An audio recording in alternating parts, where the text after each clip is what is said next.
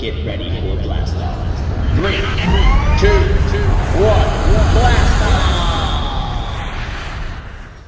Start off with a bang, onomatopoeia. Gotta have a hook, gotta have a hook. Boom, shakalaka, oh my. Gotta have a hook, gotta have a hook. And now that I've got your attention, you see how I hooked you in. You're interested, engaged in the book or the story. Maybe even worried, is our character okay? You will never find out unless you live through every word on every page. Every single good book has an opening that starts out with a bang, onomatopoeia. Gotta have a hook, gotta have a hook. Wait, stop, clap, mom, use dialogue. Gotta have a hook, gotta have a hook.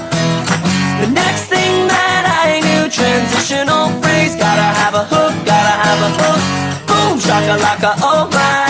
Gotta have a hook, gotta have a hook. Here are a few ways you can use to hook your audience. You can start with a word that is used for a sound, like zip, zoom, splash, smash, or wham. It's called an onomatopoeia. Use it on your reader. The excitement will grab their attention quick. And now, be in the palm of your hand. Here is another way. Hook your reader by opening with dialogue. That's using quotation marks to begin with something that a character says. A transitional phrase is another way to keep your reader hooked. A sentence that keeps your story flowing, that often has words like next, last, or then. Start off with a bang, onomatopoeia. Gotta have a hook, gotta have a hook. Wait, stop, clap, mom, use dialogue. Gotta have a hook, gotta have a hook.